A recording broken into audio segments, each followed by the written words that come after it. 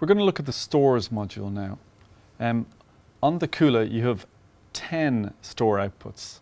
At the moment, we're going to load in, you possibly could see this, so we've got nothing on 1 to 6 at the moment. We've got a few things on 7, 8, 9 and 10. Let's show you how easy it is to load. So let's go to load. I'm going to go to store here and select the store. So store 1, or we can select the store on the top of the row. So I'm going to go back into my load area and say, well, actually in store 1, which I'll put to line, I'm going to put in that. On store 2, I'll just put that to line. I'm going to load in that.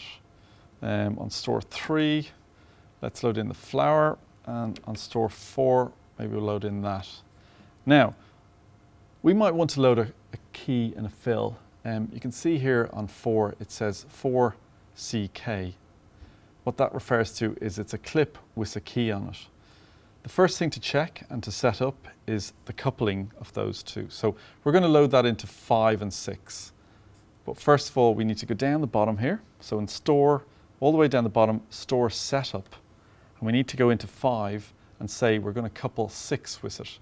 So I'm just going coupling store, if I pop that up, is going to be 6. And you can see the key and the fill are 5 and 6. I can go back to bring me back there. And what I'm going to do is on 5, you can see 6 has got K store, so it's coupled. If I select this, you'll see how quick it takes to load. Once it's loaded, we're going to key it. So I'll just set up store 5 on key 1. Okay, so that's now loaded into the stores 5 and 6. I'm going to add key 1 on. I'll just put some source up. And you can see the animation running already. If I go down to the bottom, the play and edit area, so let's just stop that and rewind.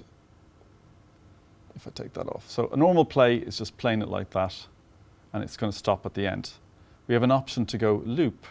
So it'll just play on a continuous loop and go round and round. On some cases, you might want to do ping pong. So all that's going to do is play it forward, and then when it gets to the end, it'll play it backwards. You can see that there. Okay. Now, another good one to look at is contents. So this is what's in all of my stores at the moment. 1 to 4, I've got some stills in it. 5 and 6 are a key and a fill. 7 and 8 are some stills. And actually 8 is a good one to have a look at. I'll just put that to line for you. So if we go to store 8 here, I'm going to go and just play that. Again, if I take the key off, you can see I'm able to control the position of where I want to be with my parameters on the right hand side here. In the store area, you will also want to grab some images or some keys and fills. So to do that, what we need to do is go store and then grab. It's the 4th one along on the bottom. In this area, you'll see various options for grabbing. So you got a single frame, a latching grab where you turn it on and off, or a grab where you just hold it and it will grab. Just point out, bottom right here is the cross point you're going to grab, so the source. So on this one, I might set that to 4. What I'm going to do is I'm going to put store 1 to line, and we're on store 1 here. I'm just going to grab a single frame. You see the guy's hands.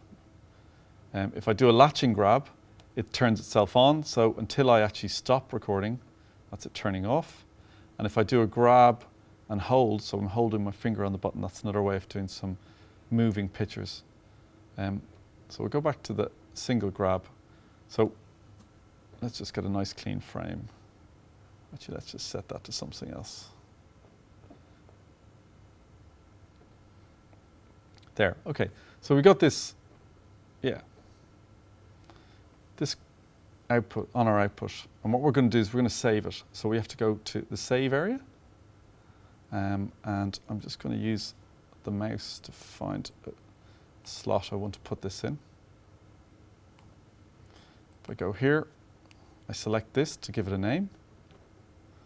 Let's call it test 1. And then I hit save. Now, when you're recording stores, you'll be asked to record key and fill together, as in a flying key. One way of doing that, if we look here, is you got fill source, key source. At the moment, they're both set to 10. If I go in to cross point 10 and I set the key source to 11 and I come back out to store, you can see now I've got fill source 10, key source 11. If I did a latching grab in an associated coupled key, and for example on this one it would be 5 and 6, then I would be able to record the key and the fill at the same time. Now you might also want to be able to import your key and fill clips from a USB stick. The best way to do this is with the mixer you'll also get K Manager, which is a software which will convert your key and fills into the SWS software. And then what you'll need to do is import them into the mixer. So what you do is select Filing Systems, Import Export, Import, Stills and Audio, and then select your drive, select your actual clips, import them in, and then you can put them into your current project.